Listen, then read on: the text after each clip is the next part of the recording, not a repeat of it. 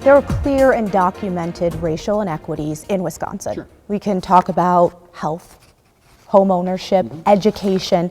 So how should state government address these inequities without the use of DEI? Well, first of all, almost all of those inequities are really income-based in many ways, right? I mean, we used to have redlining. That was outlawed 50 years ago. We used to have discrimination in lending. It is long gone. I did a story on racial covenants. Yeah, exactly, which they should be gone. I mean, all gone, right? Those aren't even enforced anymore. So I feel like we have made an awful lot of progress, and rightfully so. I'm thankful that we did.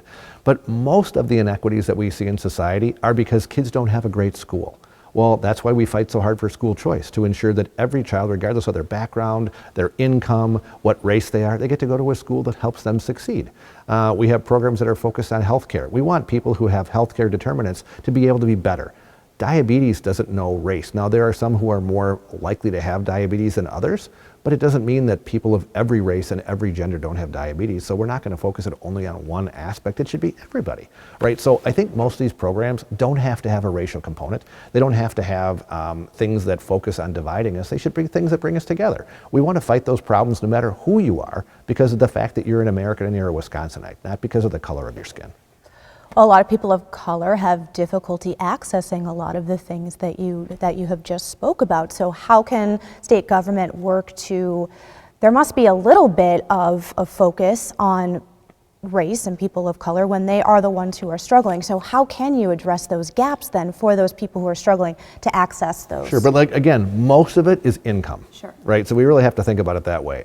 A wealthy African-American couple probably has an awful lot more access to the world than a poor white or Hispanic couple. Well, why would we focus on one race when the reality really is people who are in poverty need help? People who are wealthy need less help, right? It shouldn't be based on race. It should really be based on the economics of the situation and helping make sure that every American, no matter what color or gender they are, can thrive. Let's talk about a bipartisan bill right now that has cleared the Senate, needs to be looked at in the Assembly, that would extend postpartum Medicaid coverage for low-income new moms. So we'll talk about that income piece of it here. You know, will the Assembly take that up before session is out? I think it's not likely that we're going to do anything that would expand welfare. That's really what the category is. So the way it works right now in Wisconsin is the taxpayers of Wisconsin pay for the 9 months when the mom is expecting a baby. It pays for time after the baby is delivered, and there are some who want it to go for the mom all the way until she is at 12 months. That's just too long. We already have Obamacare. They already qualify for all kinds of other programs, and we already know that the child is guaranteed all the way there until 18.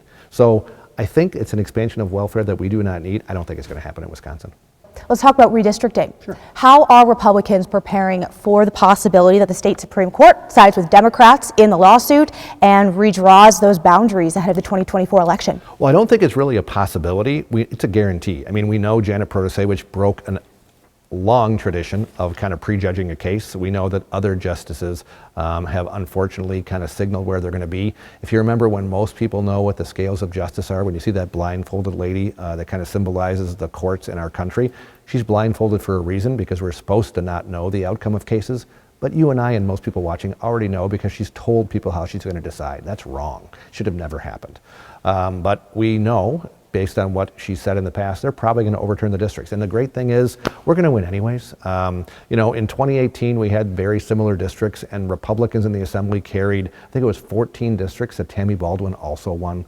We carry districts all the time that have split tickets between Republicans for one office, Democrats for another. So I have no fear of having maps, because I know we're going to be in the majority. The only concern would be if they somehow do an Illinois-style gerrymander where the only way Democrats can gain control, because even my colleagues here have said it's likely Republicans are going to maintain control of the legislature. We have stronger candidates, better issues, and the geography of Wisconsin favors who we are. The only way they can do it is put some kind of a radical gerrymander. I think that's unlikely unless they really want to go against their oath of office to break that tradition. Is impeachment of Janet Protasevich still on the table for you? It's not likely to happen. I mean, it's a power that the Assembly has, and so does the Senate, so we're never going to say that anything is off the table, because it's one of the powers that we have. But it's super unlikely to occur. I can't imagine it would occur anytime soon.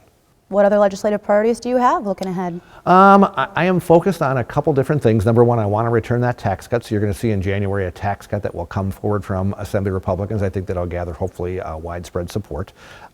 We have been spending a lot of time on coming up with a consensus on medical marijuana. You will see a bill introduced by Assembly Republicans in January, which makes us hopefully a state that has a limited version of medical marijuana. We have our Speaker Task Forces bills. We have some on childhood obesity, on truancy, on human trafficking. They're all going to bring forward good ideas, so those bills will come up in January and February. And then lastly, I'm hoping that we have the ability to talk about abortion in a more meaningful way.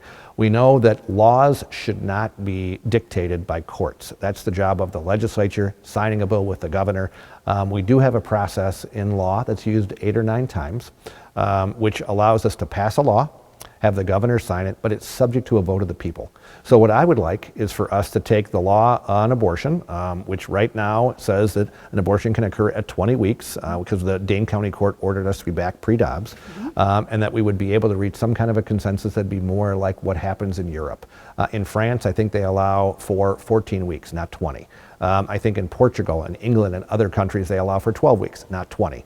So my hope is that maybe we could pass a law that would kind of use more of an international standard, send that to the voters and allow them to ratify it, so we have this issue behind us once and for all with the consensus of the entire state, so we don't keep arguing about it going forward.